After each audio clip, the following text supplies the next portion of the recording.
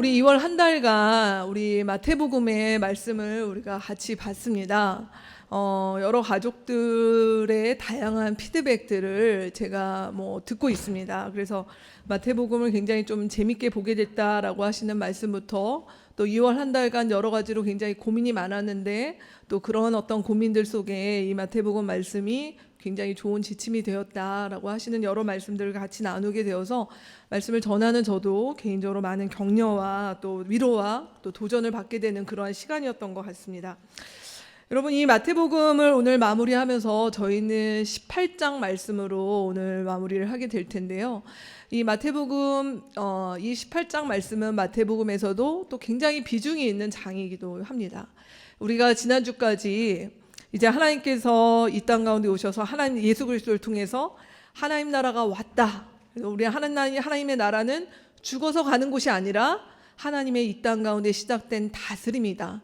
그래서 그 나라가 이 땅 가운데 시작되었고 그 나라의 시작이 바로 부족한 제자들 그리고 그들의 고백 가운데 세워진 교회를 통해서 하나님께서 그 일을 하신다. 그리고 이 제자들은 어디까지 바라봐야 되냐면 우리가 마지막에 우리가 같이 불렀던 그 찬양처럼 다시 오셔서 영광 가운데 오실 그 주님을 바라보는 그 자리 가운데 가면서 그렇게 인생을 살아가는 자들이 제자들이다라고 이야기를 드렸습니다.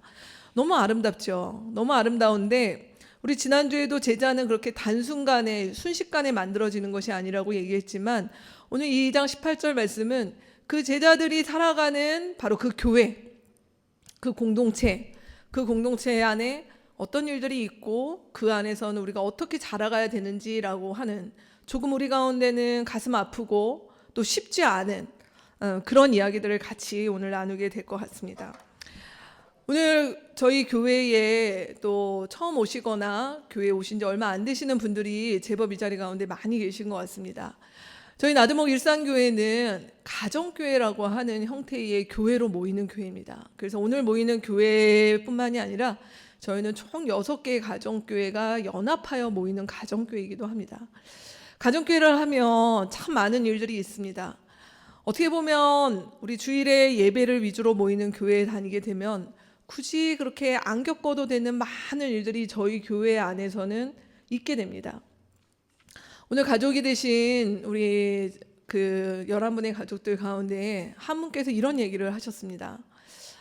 목사님, 제가 전에 교회에서 가정교회를 했었습니다. 그것도 아마 목자로 하신 걸로 제가 알고 있습니다.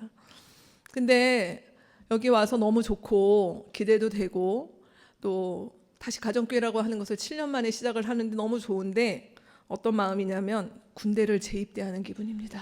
이렇게 표현을 하셨어요. 저는 군대를 안 갔다 왔으니까 이게 뭔 말인지는 이렇게 느낌으로는 알지만 우리 여기 웃고 계신 형제님들한테 남자 그 형제분들이 굉장히 싫어하는 게 군대 다시 가라 이 말 되게 싫어하신다고 하는데 그런 기분이다라고 말씀하셨습니다. 가정교회 뭔지 아시는 거죠? 쉽지 않습니다. 쉽지 않고 그만큼 어려움이 있고 하는 부분인데 이거 왜 하냐라고 하는 것이죠. 우리가 신앙생활 마음 편하고 위로받고 이 힘든 이 땅 가운데 살아갈 때 어떻게 보면 교회가 그런 안식처가 되고자 하는 곳인데 왜 교회까지 와서 이렇게 부대끼고 힘든 일을 겪고 일해야만 되는가라고 하는 부분이라는 것입니다. 오늘 예수님은 마태복음 18장에서 우리에게 오늘 그 이야기를 하고 계십니다. 그래서 우리가 교회로 이 땅 가운데서 살아가는 그것은 교회의 어떤 한계와 문제와 이런 부분이 아니라 우리 가운데 그것을 어떻게 바라봐야 되는지에 대해서 예수께서 말씀하고 계십니다. 우리 오늘 주어진 여러분의 설교 안에 저희 교회에서는 이 성경의 본문이 그 주보 설교안이라고 하는 것에 같이 들어가 있습니다. 그 흐름을 같이 한번 따라가시면서 같이 보시면 좋겠습니다. 우리 마태복음 18장 1절에서 5절까지의 말씀을 먼저 같이 한번 읽도록 하겠습니다. 그때의 제자들이 예수께 다가와서 물었다. 하늘나라에서는 누가 가장 큰 사람입니까? 예수께서 어린이 하나를 곁으로 불러서 그들 가운데 세우시고 말씀하셨다.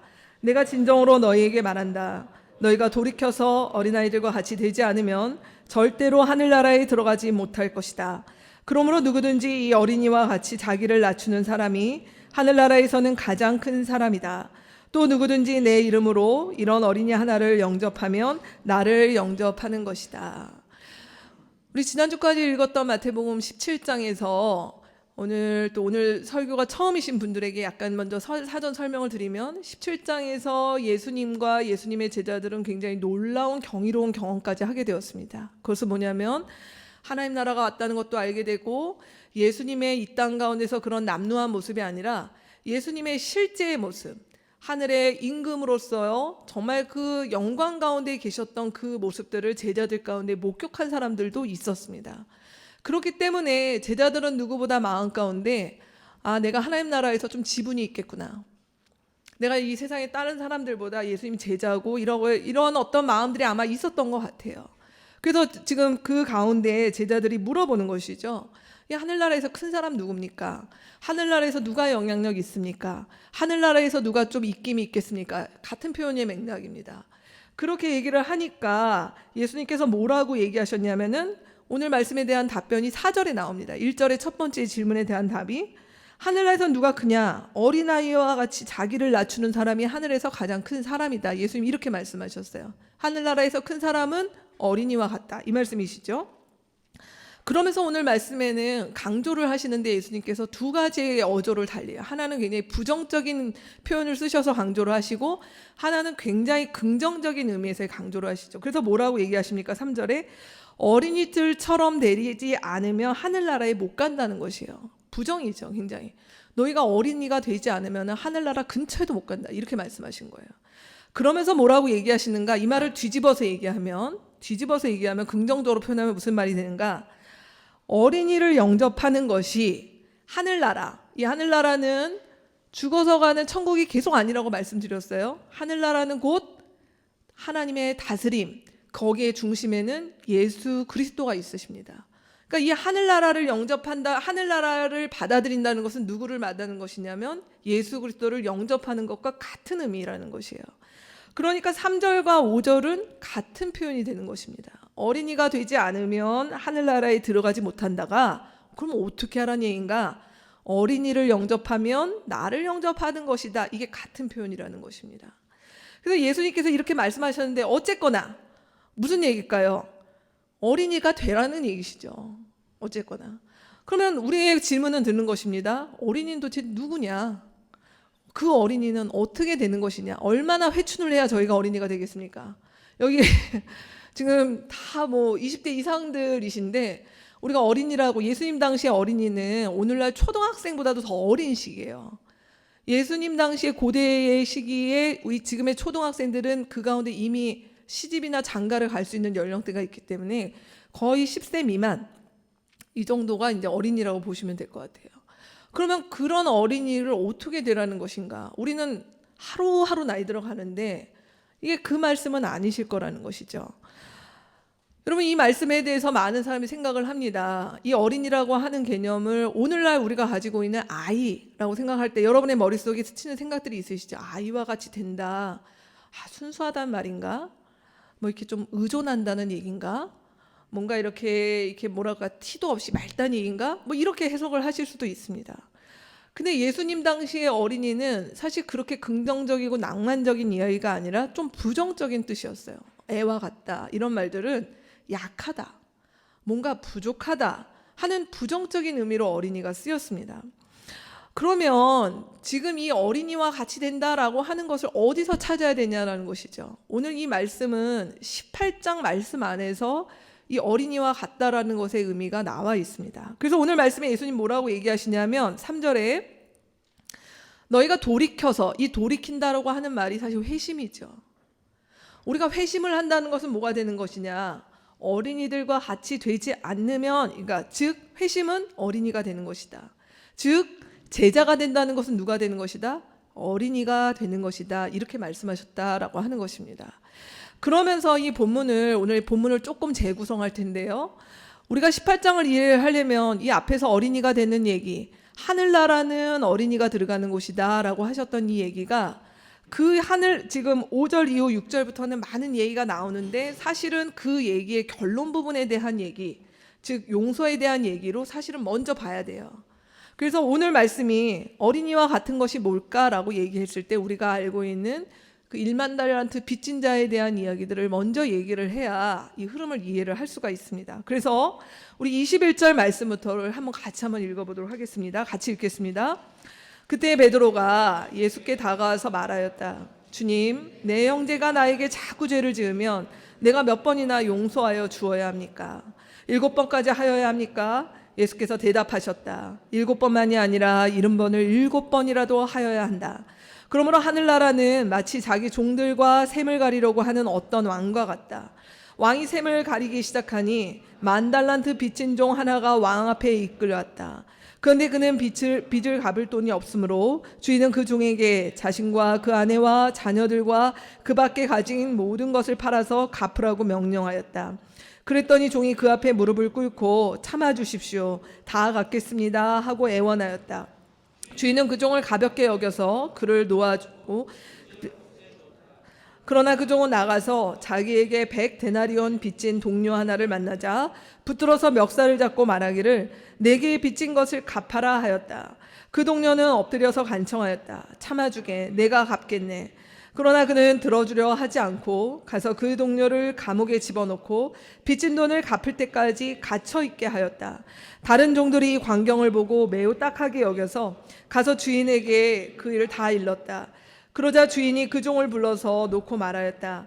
이 악한 종아, 내가 애원하기에 나는 너에게 그 빚을 다 없애주었다. 내가 너를 불쌍히 여긴 것처럼 너도 내 동료를 불쌍히 여겼어야 할 것이 아니냐. 주인이 노하여 그를 형무소 관리에게 넘겨주고 빚진 것을 다 갚을 때까지 가두어두게 하였다. 너희가 각각 진심으로 자기 형제자매를 용서하지 않으면 나의 하늘 아버지께서도 너희에게 그와 같이 하실 것이다. 성경을 조금 읽어보신 분이라면 이 비유는 너무 유명한 비유여서 여러분 많이 아실 겁니다. 즉 10,000달란트 빚진 사람, 이 10,000달란트라고 하는 것은 요즘 말로 얘기하면요 거의 사람이 평생 갚을 수 없는 돈이에요. 빚이 한 1조 이런 거예요. 이 정도가 되는 것이라고 보시면 돼요. 거기에 600분의 1에 해당되는 600분의 1일까요? 아무튼 그 다음에 나오는 뭐죠? 100데나리온. 100데나리온은 한 사람의 한 6개월치 임금? 이 정도 되는 정도인 것입니다. 그러니까 결코 적은 돈은 아니지만 그 10,000데나리온에 비하면 10,000달란트에 비하면 사실은 굉장히 적은 이게 이제 굉장히 대조적인 비유가 되는 것이죠. 오늘 이 예수님께서 말씀하신 이 비유는 용서라고 하는 부분도 있지만 사실은 포인트가 어디에 있냐면 23절에 예수님은 하늘나라에 대해서 말씀하고 계세요. 이 비유를 말씀하신 것은 앞에서 제자들이 물었죠. 하늘나라는 누가 들어갑니까? 하늘나라에서 누가 큽니까? 라고 얘기하신 것에 대한 답변과 같은 얘기가 이 비유입니다. 그래서 하늘나라에 대한 얘기를 하시는 거예요. 포인트가 물론 용서도 있지만 하늘나라는 어떤 나라다라고 하는 것을 말씀하시는 것입니다. 오늘 이 비유에 보면 큰 등장인물 세 분이 나와요. 첫 번째는 누굽니까? 샘을 가리는 왕이다라고 나왔습니다. 이 왕은 누구를 의미할까요? 이 왕은 누구를 의미할까요? 하나님을 의미합니다. 이 비유에서 하나님이시다. 근데 이 하나님 앞에 어떤 사람이 있냐면 10,000달란트를 빚진 사람이 있더라. 그가 아무리 애쓰고 노력하고 오늘 본문에 나온 것처럼 자기 가족과 살림과 일가를 모두 다 팔아버려도 그걸로는 해결이 안 될 정도의 빚을 진 사람이라고 하는 이야기가 나오고 있어요. 그러면은 이 빚을 진 사람에게 주인은 어떤 일을 합니까? 아무것도 묻지도 따지지도 않고 그의 빚을 탕감해주는, 그의 빚을 면제해주는 일을 겪은 한 사람의 이야기가 나옵니다. 오늘 이 비유상에서 보면 이 10,000달란트의 빚을 탕감받은 사람, 그는 누구입니까? 그는 우리라는 것이죠. 이 비유가 얘기하는 것은 그건 우리라는 것이 나, 당신, 여기 있는 우리 모두가 하나님 앞의 관계에서는 바로 이러한 자들이다라고 하는 것이 이 비유가 보여줍니다. 근데 두 번째 나와서, 근데 세 번째 나오는 등장인물이 나옵니다. 그는 누굴까요? 100데나리온의 빚을 진 사람이 한 사람 나옵니다. 근데 100데나리온을 10,000달란트 빚을 진 사람의 그 빚 가운데 일부가 아마 이 100데나리온의 빚을 진 사람에게 있었던 것 같습니다. 그러니 나가자마자 붙잡고 언제 돈을 갚을 것이냐라고 실랭이를 벌이고 그 실랭이를 벌이다 못해 이제 그를 감옥에 집어넣었다라고 하는 이야기가 나오죠. 그럼 여기에 100데나리온의 빚을 진 이 동료는 누구냐는 것이에요. 이게 바로 우리가 공동체 안에서 만나게 되는 일들이에요. 우리를 힘들게 하는 일들, 우리를 힘들게 하는 동료들, 나를 힘들게 하는 그 누구, 이게 여기에 해당될 수 있습니다. 그게 우리의 배우자일 수 있고 가정교회 식구일 수 있고 여기서 설교를 하는 목사인 저일 수도 있고 또 여러분일 수도 있고 여기에 누구도 해당되지 않는 사람은 없을 것입니다. 오늘 비유는 지금 이 얘기를 하고 있어요. 근데 이 비유가 지금 이야기하고 있는 지점은 뭘까요? 100데나리온의 빚을 진 사람이 아무렇지 않다라고 하는 얘기를 한 것이 아니라 100데나리온이라고 하는 빚을 진 것 자체에 대해서 괜찮다를 얘기를 하는 것이 아니라 그거 분명히 어렵고 나쁜 일이다. 근데 그것을 우리가 용서하고 만약에 그것들을 기다려줄 수 있는 그 근거는 어디에 있냐면 그 빚에 어떻게 보면 채무자에 있는 채권자에 있는 자의 그 사람이 바로 10,000달란트의 탕감을 받은 사람이 아니더냐라고 이 본문은 우리 가운데 이야기하고 있는 것이죠. 그래서 오늘 본문은 우리가 다른 사람들을 여기서 말하는 다른 사람은 이 세상 가운데 우리가 여러분 자세히 보십시오. 우리가 용서할 사람이 아프리카에 계십니까, 여러분? 여러분이 용서할 사람은 아프리카에 살고 계신가요? 아니면 저 미국 어디에 살고 계신가요? 아니요. 우리가 용서를 하거나 용서하기 힘들거나 나를 괴롭게 하는 사람들은 거의 제 울타리 안에, 우리의 울타리 안에 있어요. 예, 우리의 가족 안에 있어요. 그게 내 배우자일 수 있어요. 같이 자주 만나는 사람들일 수, 이 관계 안에 들어올 수 있는 사람들일 수 있다라고 하는 것이에요. 근데 그 사람들을 우리가 용서할 수 있는 그 근거는 내가 굉장히 훌륭한 사람이어서, 쿨한 사람이어서, 내가 뭐 이런 것들에 이렇게 작은 일에 그렇게 연연하는 스타일이 아니어서 용서를 할 수 있는 사람이 아니라 오늘 말씀에 의하면 예수님 뭐라고 얘기하십니까? 내가 너를 불쌍히 여겼다고 하는 그 지점을 아느냐라는 것이에요. 내가 너를 불쌍히 여겨서 너를 용서했다라고 하는 그 지점에 대한 인식이 있느냐, 그게 우리의 용서의 출발입니다. 거기서 한 사람은 어떻게 용서를 갈 수 있을까요? 우리의 동료를 불쌍히 여기는 데까지 나아갈 수 있다라고 하는 것이죠. 그래서 오늘 말씀이 보여주고 있는 하늘나라는 제가 거기 적어드렸습니다. 하늘나라는 어떤 나라예요? 용서받은 죄인들이 서로를 계속적으로 용서하며 살아가는 나라가 바로 하늘나라라는 것이에요. 그러니 이 말씀을 앞에 있는 어린이가 돼야 들어간다라고 하는 말씀과 같이 한번 엮어봅시다. 엮어보면 어떤 말씀이 될까요? 어린이는 누굽니까? 제가 이번 주에 우리 교회 초등부 청소년부 아이들과 1일 MT를 하느라고 대학로에 뮤지컬을, 아이들용 뮤지컬을 보러 갔습니다. 2시간짜리 뮤지컬입니다. 여러분 아이들은 어떤 줄 아세요? 뮤지컬이 자기 세계예요. 뮤지컬에서 일어난 일이 실제가 돼요.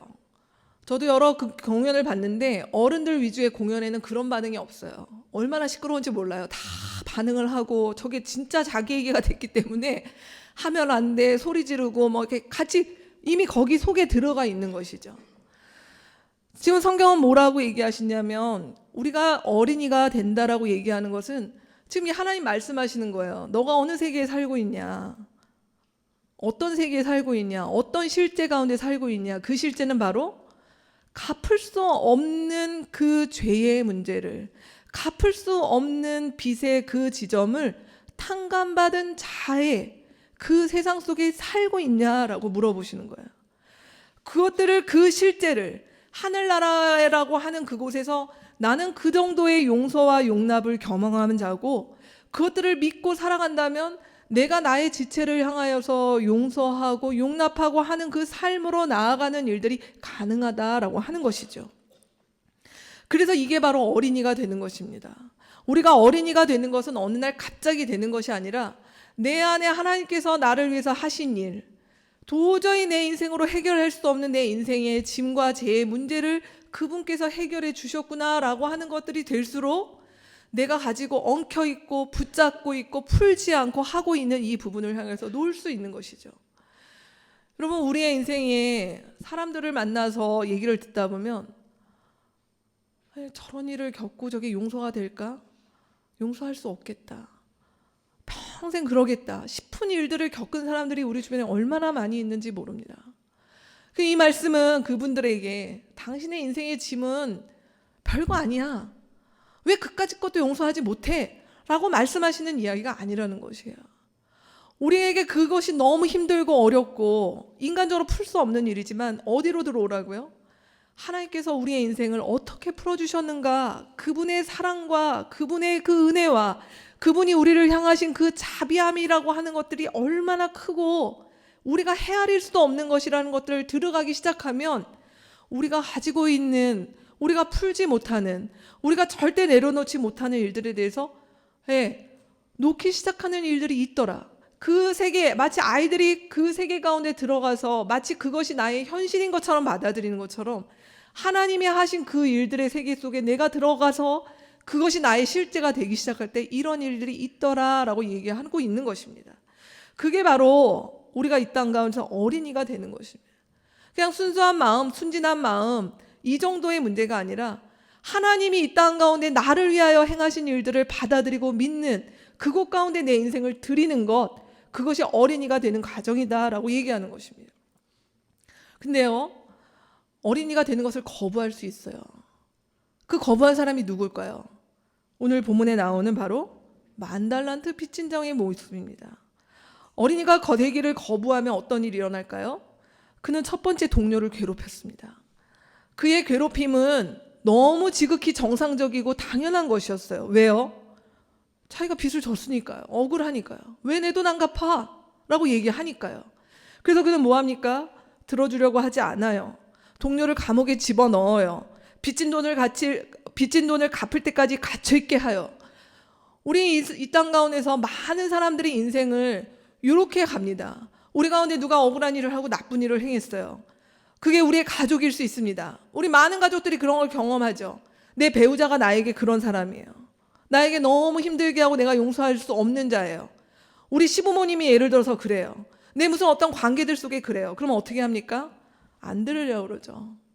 그리고 어떻게 해요? 그를 우리가 가지고 있는 어떤 편견, 널 미워할 거야. 널 저주해버릴 거야. 나는 너랑 없는 사람 취급할 거야. 라고 그를 그런 감옥에다 집어넣어 버리는 것이에요. 그래서 그냥 묶어두는 것이죠. 어떤 의미에서는 정당합니다. 왜요? 오죽하면 그렇겠냐라는 것이요. 얼마나 시달렸으면, 얼마나 힘들었으면, 얼마나 괴로웠으면 그럴 수 있죠. 근데 이 일들을 우리가 풀지 아니하고 하나님 우리를 행하신 일들 가운데 그거 보는 것들을 제한해버리면 어떤 일이냐면 이게 동료를 괴롭히는 게 아니라 결국은 자신이 괴로운 일이 돼요. 하나님 우리를 그렇게 만드셨어요. 34절 말씀해 보십시오. 뭐라고 얘기합니까? 그렇게 되는 순간 주인이 노하여 어떻게 됩니까? 이제는 자신이 관리에게 넘겨주고 자신이 가두게 되는 일들이 생기더라라고 얘기하죠. 이 말씀은 단순히 우리가 이 땅에서 용서를 못하면 나중에 지옥 이런 차원의 얘기가 아니라 잘 보세요. 우리가 누군가를 미워하고 누군가를 원망하고 용서하지 못하고 용납하지 못하고 받아들이지 못하고 우리가 갖고 있는 어떤 편견과 선입견과 이 일들 가운데 그 사람을 묶어두면 그 사람이 묶어둔 것이 아니라 묶어둔 그 마음 가운데 나도 같이 묶어버립니다. 그래서 우리가 누군가를 미워하는 것, 용서하지 못하는 것은 그것은 그냥 나와 별개의 일이 아니라 결국은 나 역시 그 감옥 가운데 갇혀서 고통받으며 살게 되는 일이라고 하시는 것입니다. 그럼 이 마음을 지속해 보세요. 심판은 따로 있지 않습니다. 어떤 심판이 됩니까? 35절 말씀에 너희가 진심으로 형제자매를 용서해 주지 않으면 나의 하늘아버지께서도 너희에게 그렇게 하시지 않을 것이다. 심판은 우리의 죽어서의 심판이 아니라 그러한 마음과 그러한 삶으로 살아갈 때 그냥 그 자체가 심판이라는 것이에요. 하나님의 그 용서와 우리 하나님께서 우리 가운데 하셨던 그 갚을 수 없는 10,000달란트의 빚을 우리 가운데 탕감해 주셨다라고 하는 것들을 우리 누리지 못한 채 우리는 어떻다고요? 100데나리온을 언제 갚을 거야? 100데나리온을 언제 해결해 줄 거야? 당신이 그것을 해결해 줄 때까지 나는 안 돼 라고 하는 거기에 있는 것 자체가 하나님의 심판이요, 그것이 우리의 인생을 괴롭게 하는 일이다 라고 하는 것입니다. 자, 말씀을 우리 18장의 말씀을 일단 이렇게 연결을 지었습니다. 맨 처음에 나오는 하늘나라는 어린이가 들어간다. 이 어린이가 누구냐라고 얘기할 때 그 어린이는 뒷부분에 나오는 이 하나님의 달란트 비유, 만 달란트 빚을 진 자의 비유랑 이렇게 연결이 됩니다.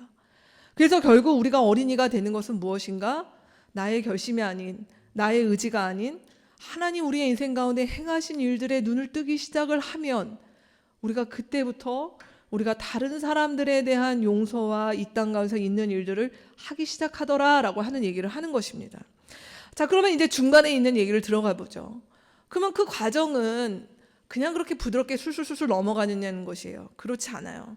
우리 6절부터 우리 5절 말씀을 읽었는데 다시 이제 중간에 그 18장의 중간본 말씀을 들어갑니다. 우리 6절부터 말씀을 같이 한번 읽겠습니다.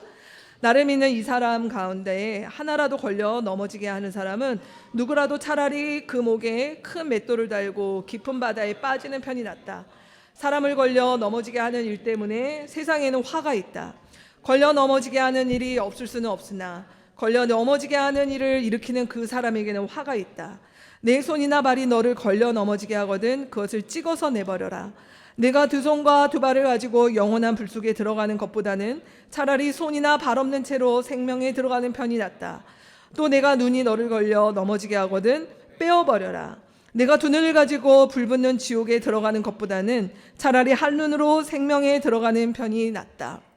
오늘 이 본문에는 우리가 6절에서 9절을 읽었는데 한 번도 빠지지 않고 걸려 넘어지게 이 단어가 표현이 계속 반복이 됩니다.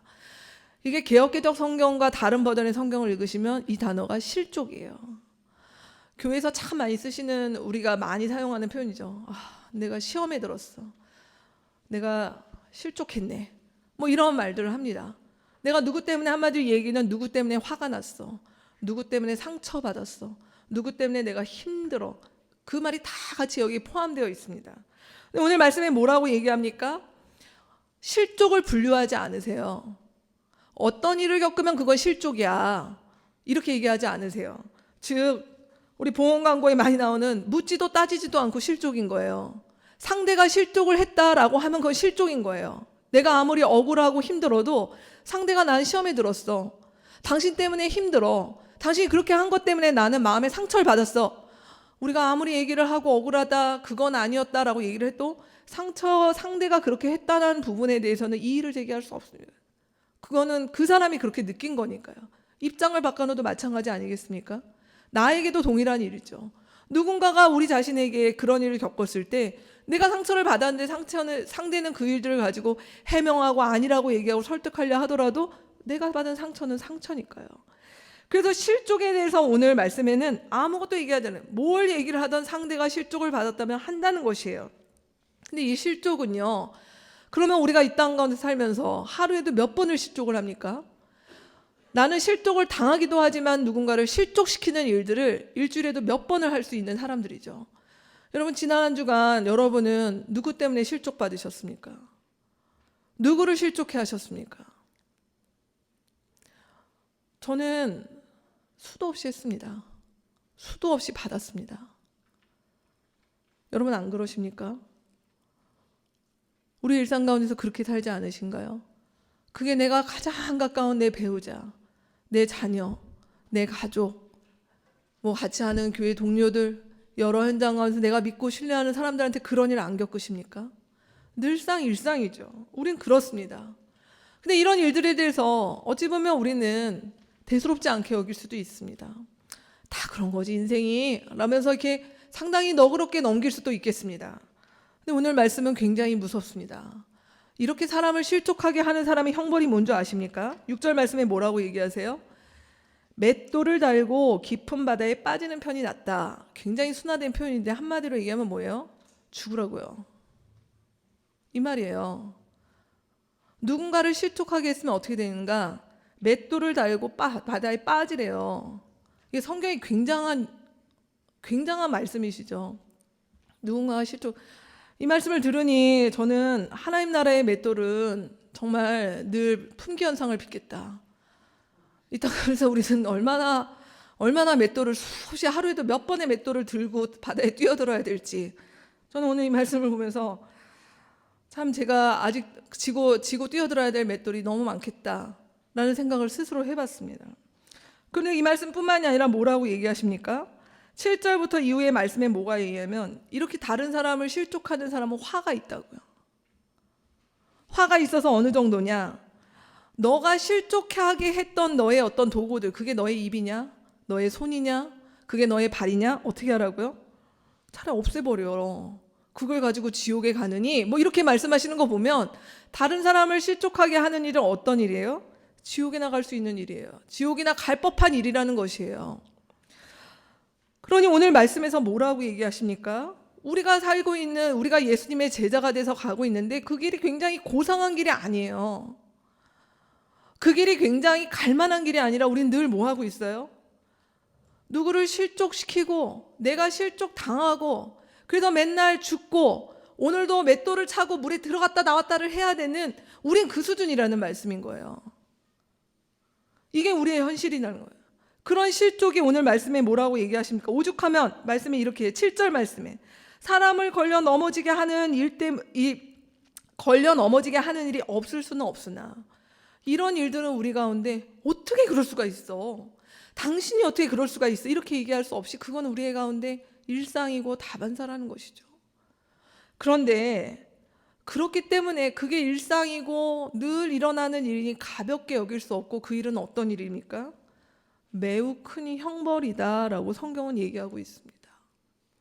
그럼 어찌하라는 얘기입니까? 우린 여기에서 시작을 하죠. 우리가 예수님 믿고 지금 이 말씀은 저 세상에 우리가 소위 말하는 교회를 안 다니는 사람과의 관계에서 얘기하는 것이 아니라 오늘 이 말씀은 6절의 전제였잖아요. 나를 믿는 이 작은 사람 가운데 제자 공동체에 하신 말씀인 거예요. 예수의 제자가 되고 예수님을 믿는다고 하는 사람들 사이에 이런 일이 있을 수 있다. 그래서 우리는 이 실족으로 인해서 서로 죽고 죽이는 일들을 늘상 하는 사람들, 그게 우리의 실체고 우리의 본 모습이라는 것이에요. 그 유명한 이야기 여러분 아십니까? 어느 한 사람이 그랬답니다. 뭐 어느 무슨인지 모르겠지만 이렇게 가끔 예화에 등장하는 이야기죠. 완벽한 교회를 찾고 싶어서, 정말 아무 문제 없는 완벽한 교회를 찾고 싶어서 이렇게 막 찾아다니다가 완벽한 교회를 만났대요.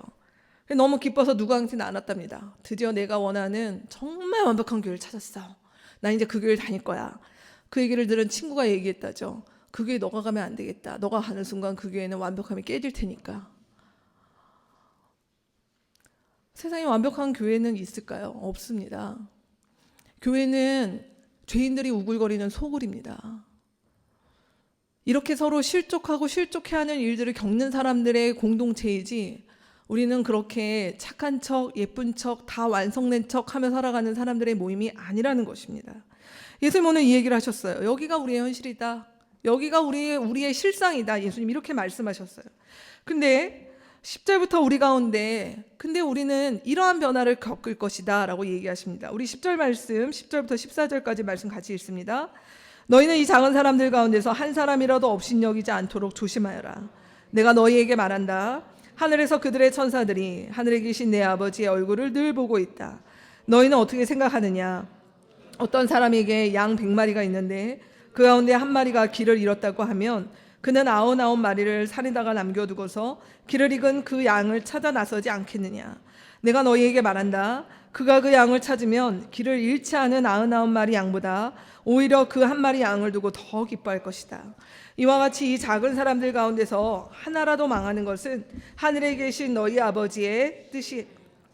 네, 우리는 이 말씀을 가끔 교회에 이렇게 전도할 때 하나님은 여전히 이른 양을 찾고 계십니다 이렇게 쓰여지는데, 사실 이 말씀은 전도에 대한 이야기라기보다는 다시 여전히 교회 공동체에 대한 말씀입니다. 오늘 이 말씀에서 지금 이 말씀에서 이야기하고 있는 부분이 뭘까요? 오늘 이 말씀에서 나오는 표현이 이런 표현이 있습니다. 작은 사람들 가운데 한 사람이라도 업신여기지 말라라고 얘기하십니다. 여러분, 이 업신여긴다는 거, 이 업신여김은 나를 실족시킨 사람을 우리가 대하는 태도예요. 우리가 할 수 있는 방어예요. 어떻게 합니까? 여러 가지로 업신여기죠. 그 사람을 함부로 대합니다. 무시해버립니다. 존중하지 않아요. 얘기를 듣지 않아요. 거리를 둡니다. 곱게 보지 않아요. 그가 뭘 하지만 아니 그렇게 안 봐요. 이런 모든 것들이 업신여긴다는 것이에요. 그 사람이 나와의 어떤 관계들 속에서 무엇을 잘못했고 나를 실족시킨 그 내용과 어떤 것에 따라서 우리는 다 이런 방어 능력들, 대처 능력들, 뭐 이런 어떤 방어들이 우리 가운데 다 있습니다. 우리 나름에. 예. 피하거나 맞서거나 무시하거나 뭐 여러 가지 다 우리 가운데 다 각자 있을 것입니다. 근데 오늘 말씀에 뭐라고 얘기하십니까? 우리는 어떻게 변화합니까? 실족한 사람들을 대하여서 우리를 실족해 하는 사람들 가운데 우리가 업신여기지 말라라고 얘기를 하시면서 예수님께서 뭐라고 얘기하시냐면 잃어버린 양의 한 마리 비유를 얘기하세요. 잃어버린 양의 한 마리를 얘기하시면서 이 비유는 단순히 하나님 나라의 백성을 잃어버렸다는 얘기가 아니라 말씀에 보면 뭐라고 얘기하냐면 14절 말씀에 그 잃어버린 양은 누구냐? 작은 사람들 가운데 하나라도 망하는, 즉 실족을 입었거나 실족해 되었던 그 사람들, 우리가 우리 마음 가운데 저 사람하고는 이제 아니야, 저 사람하고 나는 뭐 분리하겠어 라고 했던 그 사람들을 하나님은 어떻게 보고 계시는가? 하나님은 그를 양으로 보고 계시다는 것이에요. 우리는 용서하지 못할 자, 내 마음 가운데 그는 안 되는 사람, 나와는 같이 할 수 없는 사람이라고 뒀던 그 사람을 하나님은 어떻게 보고 계시냐면 그도 나의 양이다 라고 말씀하고 계시다는 것이에요. 나에게 많은 사람들이 있지만 그 사람조차 나에게는 양이다 하는 것이 하늘 아버지의 시선이다 라고 얘기하는 것입니다. 그러기에 이것들을 하나님께서 그 사람을 어떻게 보시는지 알아가는 사람들이라면 어떤 일들이 있습니까? 업신 여기는 일에서 조심하게 된다라는 표현을 쓰고 있습니다. 업신 여기는 것들이 우리 가운데 처음부터 없어지는 것이 아니라 내가 그렇게 했던 패턴들에 대해서 생각하게 되는 것이죠. 반성하게 되는 것이죠. 주춤하게 되는 것이죠. 내 마음이 너무 아프지만 그냥 그렇게 안 볼 거야. 아까 얘기한 것처럼 그하고 끝낼 거야. 미워할 거야. 뭐 그를 이렇게 둘 거야 라고 했던 것들에 대해서 라고 우리가 하나님 앞에서 추춤하게 되는 것이란, 그렇게 하는 것이 맞는가? 그렇게 대하는 것이 맞는가? 이거 아니라고 말씀하시는 것 같다라고 하는 것들이 우리 가운데 일어나기 시작한다. 이게 우리가 바라보는 변화라는 것입니다. 이게 우리 안에 정말 우리가 어린이로 자라기 위해서, 어린이로 가기 위해서 겪게 되는 일련의 일들이라는 것입니다. 그럼 어떤 일들이 있을까요? 이제 15절 말씀에서 20절 말씀까지의 그 과정을 얘기합니다. 같이 한번 읽으실까요? 내 형제가 죄를 짓거든 가서 단둘이 있는 자리에 가서 그에게 충고하여라. 그가 너의 말을 들으면 너는 그 형제를 얻은 것이다. 그러나 듣지 않거든 한두 사람을 다 데리고 가거라. 그가 하는 모든 말을 두세 증인의 입을 빌어서 확정 지으려는 것이다. 그러나 그 형제가 그들의 말도 듣지 않거든 교회 말하여라. 교회의 말조차 듣지 않거든 그를 이방 사람이나 세리와 같이 여겨라. 내가 진정으로 너희에게 말한다. 무엇이든지 너희가 땅에서 매는 것은 하늘에서도 매일 것이요 땅에서 푸는 것은 하늘에서도 풀릴 것이다.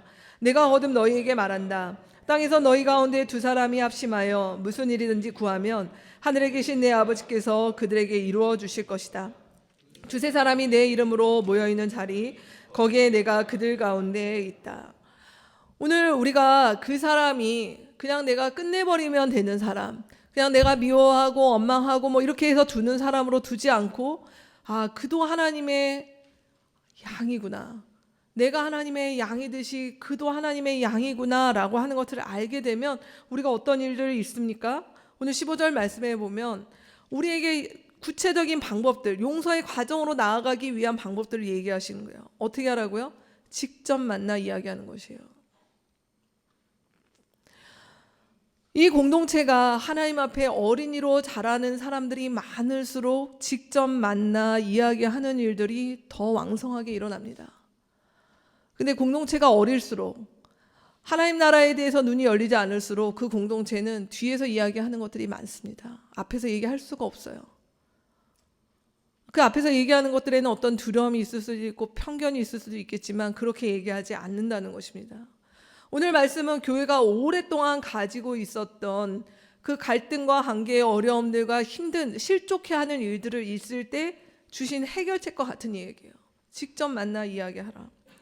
직접 만나 이야기를 해서 함께 이 부분에 대해서 마음을 얻고 나누게 되면 오늘 말씀의 중요한 표현이 형제를 얻는 것이다 라는 것이죠. 잃은 양을 찾듯이 우리에게 모든 과정들은, 우리가 갈등을 풀고 아픔을 같이 나누고 하는 이 모든 과정은 누구를 배척하고 나눔이 위함이 아니라 그를 얻고자 하는 그 과정 가운데 있다라고 말씀하시는 것입니다. 근데 이것이 늘상 그렇게 될까요? 그렇지 않죠. 16절 말씀에 뭐라고 얘기합니까? 보통 그런 일들이 잘 안 될 때도 있어요. 내가 그런 마음으로, 좋은 마음으로 갔지만 거절받을 때, 내가 좋은 마음으로 이야기했지만 되려 오히려 내가 상처받는 일들이 있을 때, 우리는 또 이 일들에 대해서 같이 나눌 수 있는 어떤 사람들과 이 짐을 나눠서 두세 사람이 함께 그 일들을 같이 또 고민해보고 씨름해보는 일들을 해보라는 것입니다. 멈추거나 거기서 끝내거나 미워하거나 하지 말고 또 노력을 해보라는 것입니다. 근데 그렇게 하지 않게 되면 그때 뭐라고 얘기합니까? 교회에 말하여라. 교회에 말해. 오늘날의 이 교회가 아니라 그 당시 예수님께서 또 마태복음이 기록되었을 당시 이 교회들은 아주 작은 단위의 오늘날 우리가 하는 그 가정교회 같은 교회였습니다. 그 교회에서 같이 이것들을 나누고 해보라는 것입니다. 지금 여기에 있는 이 부분들은 우리가 그 신약의 복음서 이후의 서신서들을 보게 되면 이게 단순히 뭐 말하는 어떤 톤 이런 얘기가 아니라 교회 안에 많은 문제들이 있었어요. 그 당시에 뭐 예를 들어서 근친상간의 문제라든가 뭐 이런 어떤 부분들이 있기 때문에 사실 이것들을 우리가 지금 생각할 때 내가 누구 때문에 스타일이 마음에 안 들어 이 차원하고는 조금 다른 얘기입니다. 그럼 어쨌든 그렇게 얘기를 했는데도 안 듣는다면 어떻게 하라고요? 이방 사람이나 세리와 같이 여겨라 라고 얘기를 했습니다. 이방 사람과 세리와 같이 여기라고 얘기하는 것은 그 사람 아직까지 하나님께서 행하신 이 일, 하나님의 나라, 하나님의 다스림, 하나님께서 우리 가운데 행하신 일에 대해서 없구나라고 하는 것들을 알아들으라는 것이에요. 그러니까 더 이상 그 얘기를 더 이상 진척시킬 수 없다는 것이죠. 그래서 이 관계는 거기에서 멈춰버리는 것입니다. 중단되는 것입니다. 이 말은 그냥 이게 미워하고 이 말이 아니라 그런 존재로 그냥 여기라는 것입니다. 근데 18절 이후의 말씀에 보면 무엇이라고 얘기하냐면 그렇게 멈춰버린 관계들, 세리와 죄인과 같이 도무지 어떤 우리의 전제가 달라서 더 이상 대화의 어떤 것들을 할 수 없는 사람들을 향해서 그냥 두지 말고 18절 이후의 말씀에 보면 뭐라고 얘기를 하냐면 너희는 누구냐? 이 18절 말씀은 우리가 앞에 교회의 얘기를 다룰 때 같이 나눴던 얘기였어요. 교회는 어떤 권세가 있는가? 땅에서 매면 하늘에서도 매이고 땅에서 푸는 것은 하늘에서도 풀 수 있는 것들이 교회라면 우리가 지체들과의 관계에서도 동일한 그 연장에 있다라고 하는 것입니다. 그러니 나는 저 사람이 나의 지체인 줄 알았는데 그것이 더 이상 해결이 안 되고 그와 나의 관계가 이방 사람과 세리를 만나는 것처럼 더 이상 어떤 것들이 없는 관계가 됐을 때 끝! 나 이제 안 봐! 라고 하는 것들이 아니라 어떻게 하라고요? 하나님 앞에 그 일들을 가지고 기도하고 합심하고 하는 그 일들을 누가 하는 것이에요? 두세 사람이 그 일에 함께 마음 쓰고 아파하고 했던 그 사람들이 거기서 멈추지 말고 같이 기도해라. 그 도전, 그 한계를 경험할 때, 그 아픔을 경험하는 그 자리 가운데 거기서 멈추지 말고 기도의 자리로, 형제를 얻고자 하는 자리로 같이 모함을 모아 나가라라고 얘기하고 있는 것입니다. 여러분, 우리 18장 말씀을 이렇게 좀 같이 봤습니다. 저를 한번 보시죠. 하늘나라는 어린이가 돼야 가는 나라라고 합니다. 이 어린이는 오늘 말씀에서 우리 가운데 얘기하십니다. 우리가 노력하고 애씀이 아니라 하나님 우리를 위하여서 내가 받은 하나님의 은혜, 내가 받은 하나님의 용서, 내가 받은 하나님의 그 자비와 오래 참으심에 대해서 우리가 선명해지고 알아가고 그 일들을 깊이 누릴수록 우리가 이 땅 가운데서 그 조금이라도 흘려보낼 수 있는 그 자리 가운데 서게 된다. 그렇게 바뀌게 된다. 그것이 우리가 어린이가 되는 과정이다. 근데 쉽지 않아요. 어떤 일이 있을까요? 우린 평생 실족할 겁니다. 기운 빠지십니까? 우린 평생 실족할 것이에요. 평생 누구를 실족시킬 거예요. 그게 우리입니다. 그럼에도 불구하고 우리는 어떻게 봅니까? 하나님이 보시는 시선으로 우리의 서로를 향해서 보는 것이죠. 이 나를 괴롭힌 사람, 나쁜 사람, 미워하는 사람에 두는 것이 아니라 저 사람도 하나님이 양으로 보시는구나 라고 하는 것들을 붙잡고 나아가기 시작할 때 우리는 그 형제와 아프지만 만나서 이야기하고 풀려고 노력하고 애쓰고, 그러나 그것이 또 어떤 벽을 만나고 절망을 하게 되는 그 일들이 있을 때 좌절하지 않고 또 함께 모여 하나님 앞에 합심하여 기도하는 이 일들이 이 땅 가운데 우리가 주님 앞에 서는 그날까지 계속 반복되는 일들이고 우리 가운데 그렇게 있을 일들이다라고 오늘 말씀은 우리 가운데 이야기하십니다. 여러분, 우리가 이 땅 가운데 교회로 우리가 하나님의 나라를, 하늘나라를 보여주는 사람, 그래서 제가 오늘 제목을 하늘나라 모델하우스라고 얘기했습니다. 여러분, 모델하우스가 뭡니까? 우리가 곧 들어가서 살 수 있는 그 집이 어떤 모습인지를 보여주는 게 모델하우스잖아요. 실제 주택과 모델하우스가 다를 수 있겠습니까? 그럼 모델하우스가 아닌 것이죠. 우리 이 땅에서 우리 교회가 보여주는 것은 그냥 행복해요, 그냥 기뻐요, 그냥 여기가 좋은 곳이에요 라고 하는 사탄과 같은 모습을 보여주는 것이 아니라, 우린 이 땅에서 우리 서로를 실족해하고 실족받는 일들이 너무 많은 사람들입니다. 근데 그러한 자들이 모여서 우리가 뭐 하기 시작한다고요? 끝도 없는 용서를 우리가 하나님 앞에 하게 되는 것입니다.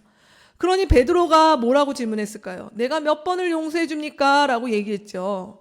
70번에 7입니까? 490번을 용서하면 될까? 이것도 큰 건데 예수님은 전혀 다른 차원의 얘기를 하고 계신 거예요. 횟수의 문제가 아니다라는 것이. 우리가 누구인지를, 하나님의 자비와 용서를 받은 사람이라는 것들에 대해서 알아가기 시작할 때 우리가 하나님 앞에서 그 마음으로 내 지체를 바라보고 용서하고 용납하고 하는 일들이 늘어갈 때 바로 그때 너희들이 주의 나라를 살아가는 어린이와 같은 자들로 그렇게 가는 것이다 라고 얘기를 하고 계십니다. 그게 이 땅 가운데서 우리가 주님을 닮아가는 길, 주님을 알아가는 길, 그리고 오늘 이 말씀은 바로 예수께서 우리 가운데 그렇게 보여주신 거 아니십니까? 우리가 평생을 살면서 주님 앞에 끝도 없는 잘못을 저지르지만 우리가 하나님께서 우리 가운데 끝도 없이 용서해 주셔서 우리가 이렇게 살아가고 있는 것이 아니겠습니까? 어제 말씀을 마무리하면서